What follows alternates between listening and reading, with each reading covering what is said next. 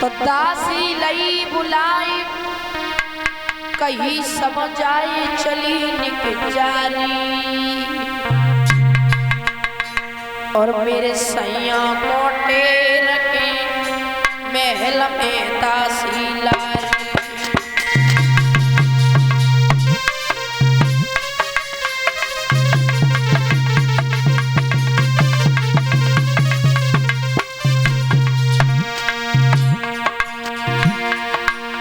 दासी लई बुलाए कहीं समझाए चली निजारी चली निजारी और मेरे सैया कोठे रखे महल में दासी लारी।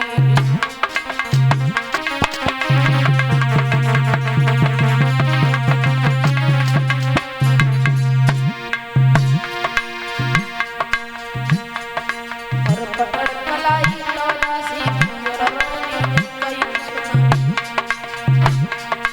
और जलत चली जा तू बंगला लो मेरे सैया को लई के बोला है।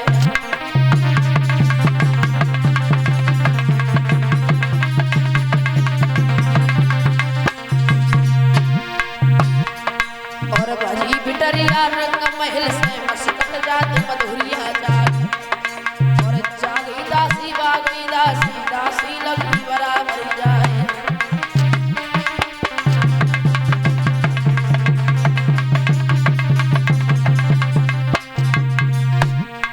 चटक चुनरिया लटकत जावे लटकत जाए गले को हार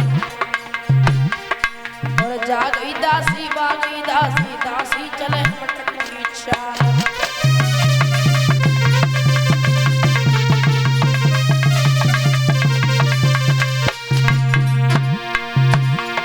हरी उमरी को लचका कमरी को लचका लचका लगे कमर में जागई दासी बागई दासी दासी लगी बराबरी जाते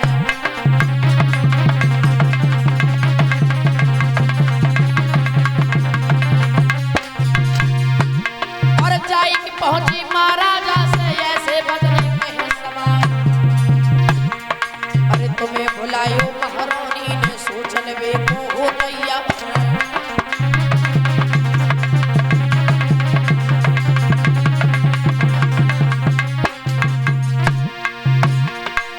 आज जैसे ही राजा भीष्म के पास में दासी पहुंची और जैसे ही दासी ने जवाब दिया महाराज आपको रानी ने महलों के अंदर बुलवाया है।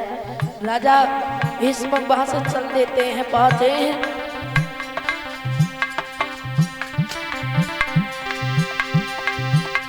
अरे बानी सुनी थी जब राजा ने पहुंचे थे रंग महल में जाए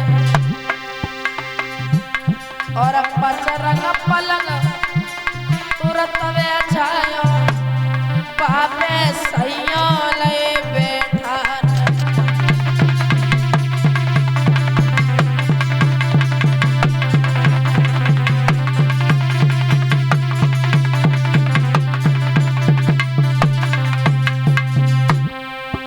अरे पचरंग पलंग तुरंत नवायो पापे बलमा लय बैठार। अरे मोर बिजनिया हाथ में लेके रमन ढोरन लगी पति पे प्यार।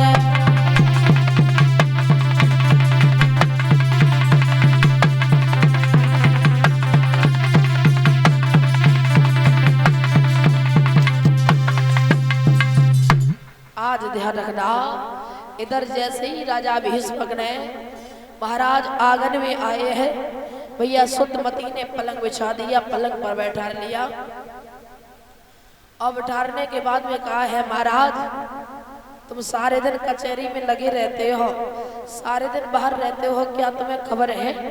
बोले कैसी खबर? बोले आपकी बेटी शादी की योग्य हो गई इसका विवाह नहीं करना है इसका विवाह नहीं करोगे? बिटिया शादी की योग्य हो जाए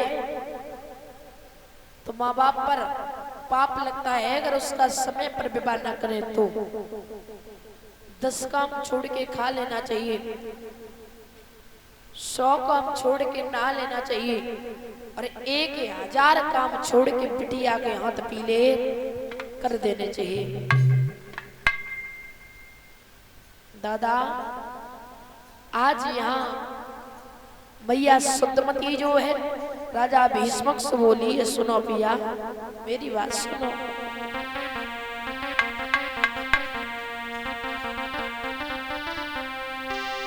कि आरे सोने राजा आरजिया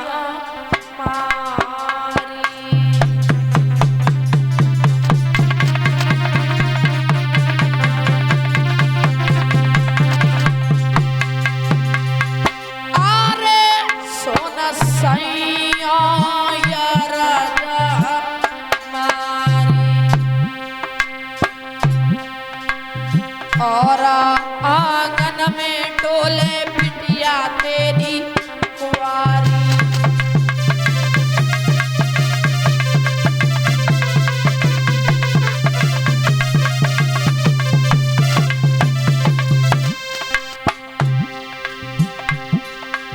और आंगन में डोले रुक्मिण तेरी कुंवारी।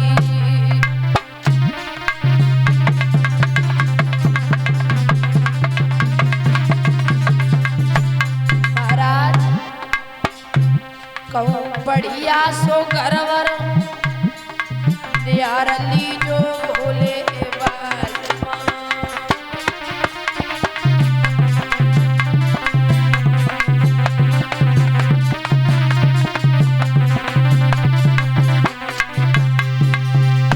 कहूँ अच्छो सो गरवर नियारली जो भोले बालमा।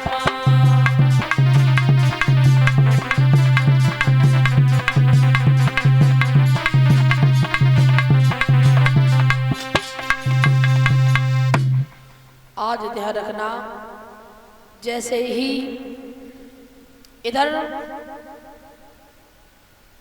मैया सुतमती ने राजा भीष्मक से ये शब्द कहे हैं तो राजा भीष्मक ने कहा देखो महाराज आपके घर में बेटी है, बेटे कितनी भी जवान हो जाए बेटों की परवाह नहीं रहती, लेकिन घर में वो रत्न है। फिर बिटिया 20 साल की हो गई और आप फिर भी शादी नहीं कर रहे हो, तो पड़ोसी बातें करने लगत काहे शादी ना कर रहे, काहे रुपया ना है। पहले तो बहुत बड़ी बड़ी बातें करते थे, अब का है ब्याह करो है, 9 प्रकार की बातें। इसके विवाह कीजिए, तैयारियां करवाइए। एक महाराज सेठ की एक बिटिया रहे, अकेली रहे, घर में एक बेटा रहे और एक बेटी रहे। कुछ दिन बाद बेटा मर गया, बेटी बची। अब सेठ जी अपनी बिटिया को बड़ी लाड प्यार से पाले, अच्छे से पढ़ाया लिखाया बड़ा किया। बिटिया 4 बातें कहे, कोई 2 बातें कहे तो बिटिया 4 पकड़ा दे, कोई 4 कहे तो बिटिया 8 पकड़ा दे। तो एक बार सेठानी ने कहा महाराज ये बेटी है, इसे पराये घर जाना है, इसे कुछ तो सिखाइए, कुछ तो शिक्षा दीजिए। लोग क्या कहेंगे, जवान बेटी है, इसे सच्चा तनिक भी नहीं है, इसे पराये घर जाना है, इसे कुछ सिखाइए। सेठ जी बोले बेटी है, मेरी बेटी है, सीख जाएगी। क्या कहीं जा रही है और इसका विवाह नहीं करोगे? बोले अभी थोड़ी ना करूंगा, एक ही तो बिटिया है और विवाह की बात है तो विवाह हो जाएगा। अच्छा, कुछ दिन बाद महाराज बेटी की शादी हुई। जब बेटी की शादी हुई, ससुराल में पहुंची तो महाराज ससुराल में पहुंची, एक रात तो जैसे तैसे कर ली। सवेरे ये फोन आई हो, पापा जी हमें ले जाओ। सेठ जी बोले हैं कल तो विदा करी, आज ले जाओ। बोले भोजन कर रहा हूँ। जवाब दिया अगर भोजन कर रहे हो तो पानी यही पीना आगे, लेकिन हमें ले जाओ। ले जाओ। अब सेठ जी बड़ी चिंता में पहुंचे। बेचारी पहुंची ससुराल में, समधी जी के पास में पहुंचे, राम राम नहीं बोले, समंदन जी के पास में पहुंचे, नमस्ते नहीं बोली, बोले बेटी को लेने आया हूँ, ले जाऊं? सास ने जवाब दिया, कल लेके ले जाने वाले हो, अभी ले जाओ, ले जाओ। ऐसी बहू के साथ में 1 मिनट भी नहीं रहना है जो पल पल पर जवाब देती हो। अब सेठ जी सोच रहे हैं ऐसा क्या बोल दिया, अभी तो 1 ही दिन हुआ, रात ही कटी है। तो महाराज सेठ जी ने अपनी बिटिया की कलाई पकड़ी और लेके चली गई, लेके चले गए। तो भैया बिठाला, घर पहुंचे मायके में, बिठाला, बोले बेटी ससुराल कैसी है? बोले ससुराल ढोड़ी 1 नंबर की नरक है, नरक। पूछ भी रही हो ससुराल कैसी है? अच्छा ससुराल खराब है। अच्छा ससुर ठीक होगा? ससुर ससुर ससुर नहीं है, 1 नंबर का कसाई है, कसाई है 1 नंबर का। अच्छा सास? बोले 1 नंबर की डोहिन। अच्छा ननद? 1 नंबर की चुगलखोर। अच्छा देवर तो ठीक होगा, 1 नंबर का आवारा, सवेरे निकल जा संजय के घरे आत वापस। अच्छा जेठ? बोले 1 नंबर का धूर्त मूर्ख। अच्छा सब खराब है, तो पति तो ठीक होला, 1 नंबर का यमराज। पति नहीं है, यमराज है। ससुराल ढूंढ के आई, नरक है नरक। ससुराल नहीं जाना, यही रहना है, अब नहीं जाऊंगी। सेठ जी बड़ी चिंता में, सोच रहे बिटिया कमी तो में ना है, कमी हमें ही है। हमें कमी ऐसी है कि हमने तो सर पे बिठाए के रखो, लाड़ प्यार से रखो, मैंने तो संस्कार ना दे। बात 23 हो जा बिगड़ रही। अब बिटिया रोज मंदिर जाए पूजा करवे को। बिटिया 10 दिन से ज्यादा अगर मायके में रुक जाए, पड़ोसी बातें करने लगत, काहे सास ने मारो है, पति ने मारो है, का लड़के आई, काहे नहीं ससुराल जाए रही, काहे रुक के रही, अच्छी बात की कमी है का है? ऐसी बात है। मंदिर में बिटिया रोज पूजा करवे जाए। एक बार पुजारी ने पूछ दिया, बिटिया दमाद कहाँ है? अकेली आए रही। बिटिया बोली, अच्छा रात दमाद हुए नहीं जियन दे रहो, ये नहीं जियन दे रहो। नाक में नकेली ठांस दई। सीधे सीधे बोलो ना, मंदिर में पूजा करने मत आया करो, नहीं आऊंगी कल से। बोली, अरे लाडू वो बात नहीं है, मैं बस ये पूछ रहा था दामाद जी क्यों नहीं आ रहे? तुम रोज अकेली आते हो, तुम गुस्सा कम हो रही हो, मैं वो बात नहीं कह रहे, तुम मंदिर रोज आओ। बोली नहीं, साफ साफ बोल दो ना कि मंदिर मत आया करो, नहीं आऊंगी। कोई बात नहीं, लौट आती है। तो भैया सेठ जी ने कहा ससुराल जाना है? बोले पिताजी ससुराल नहीं जाना, यही रहना है। अब सेठ जी कह रहे विवाह भी कर दिया, अब यही रहना है। एक नगर में एक ज्योतिषी आई, तो उनके कुछ मंत्र हैं, जाप कर लेगी? बोले नहीं। तो एक काम कर, सबसे अच्छा है साधना। साधना का है? साधना ये है कि 6 महीने तक तुम अपने मुख से कुछ भी नहीं बोलोगी, चाहे कोई कुछ भी बोलता हो, कुछ भी नहीं बोलोगी, ना किसी को जवाब दोगी। अच्छा बस 6 महीने तक अपनी जबान बंद करके रखना। ठीक है, और जाओ ससुराल में रहो, 6 महीने तक रहो, 6 महीने के बाद आ जाना। अब भैया सेठ जी ने कलाई पकड़ी बिटिया की, बड़ी ध्यान से सुनना, और लेके ससुराल में पहुंचे। पहले तो बिटिया ऐसे ही गई थी, अब की बार घूंघट मार के गई। सास बोली, हमें तो लग रहा जबकि बाप की दो जहाँ थे, दूसरी वाली देन आओ अब की दा। सो घूंघट मार के बिटिया गई, पहुंची ससुराल में। सो महाराज जैसे ही अंदर प्रवेश किया, धोखे से गिलास रखा था कांच का टूट गया। कांच का गिलास टूट गया। ससुर ने जवाब दिया, अंधी है क्या? आते आते बर्तन फोड़ने लगी। कुछ भी नहीं बोला। पिता का मुख देखा, ससुर का मुख देखा, जवाब दिया, बस 6 महीने रुक जाओ।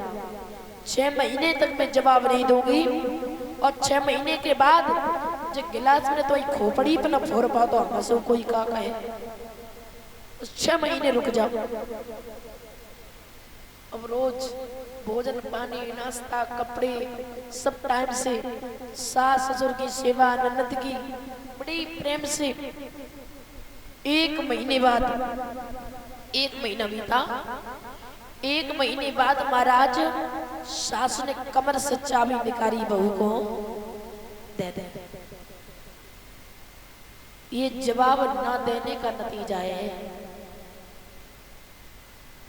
रक्षाबंधन का त्योहार आया, भैया लेने आया। बोले दीदी चलो। कहा? बोले घर नहीं चलना है। बोले चलोगी ना, एक काम कर, सासू जी से पूछिया। कहा? बोले मम्मी किससे कह रही? मम्मी किससे कह रही? बोले मेरी सासू मैया से पूछिया। पागल है सासू मैया। सो गया, बोले जा पूछ के आ। गया, बोले मम्मी दीदी को लेने आया हूँ, ले जाऊं? बोले बेटा लेने आया है, ले जा, आज ले जा, कल सुबह तक मेरी बहू को मेरे पास भेज देना।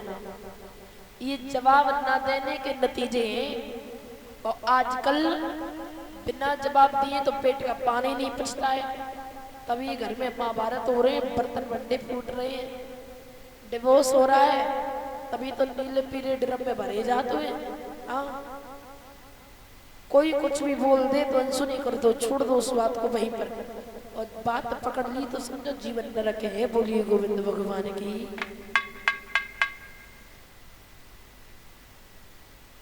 आज यहाँ बोली महाराज ये बेटिया शादी योग्य है, इसका विवाह कीजिए। सभा में पहुंचे महाराज। राजा भीष्मक ने सभा लगवाई। सभा लगवाई है तो सबसे पहले मंत्री को बुलाया। मंत्री, ओ मंत्री। कहिए महाराज। कब से मैं बुला रहा हूँ, तुझे सुनाई नहीं देता? एक बार में सुनाई तो देते, लेकिन धीरे धीरे सुनाई देते। अच्छा तो मेरी बात सुन। कहिए। आज मैं बड़ा उदास हूँ, तुझे पता है? क्या हुआ? आज मैं बड़ा उदास हूँ। ऐसी कौन सी बात है? बात ये है कि मेरे घर में एक बेटी है। फिर? तो उसके लिए अगर तेरी नजर में कोई घर पर हो तो हमें बता दे, हमें अपनी बेटी का विवाह करना है। ब्याह करो लली को। हाँ। तो ललित के साल की है? बिटिया 20 वर्ष की है। 20 की है? हाँ। लड़का कम से कम 22 साल का तो हो। हाँ 22 साल का हो जाए। तो देखते हैं महाराज, देखते हैं। 11 साल के दुए ला दे जाए तो देखो का हुई, एक पति के साथ में जाएगी, 2 को लेके जाएगी। तुम्हें नौ पता क्या? अगर एक बाहर को कमाई भी चलो जाओ तो घरे बनो रहे। नहीं, एक चाहिए। अगर एक कोई हो तो बताओ। और अगर एक मरेगा तो एक बनो रहे। अरे एक बताओ, एक कोई एक होना चाहिए महाराज। हाँ। वो नजर में तो है, लेकिन जाते पूछो जी ज्यादा जानकार है जी, घूमत रहे तो ज्यादा। भैया महाराज की जय हो। जय हो जय हो। महाराज दुर्योधन कैसा रहेगा? फूल जैसी बेटी का विवाह उसके दुर्योधन के साथ में करेंगे? महाराज हाँ। जरासंध कैसे रहेंगे? ए मूर्ख व्यक्ति बैठ जा, जरासंध के साथ में विवाह करेंगे, तुझे शर्म नहीं आती? तो हम नहीं बता पाते, इतने पूछ ले। तेरी नजर में लड़का हो ही नहीं सकता है। देख ली महाराज, जाके बुद्धि खराब है गई है। बिटिया बारी है, देख बड़े बूढ़े बता रहा हूँ। हाँ महाराज हाँ एक बात कहें, बिल्कुल कहो।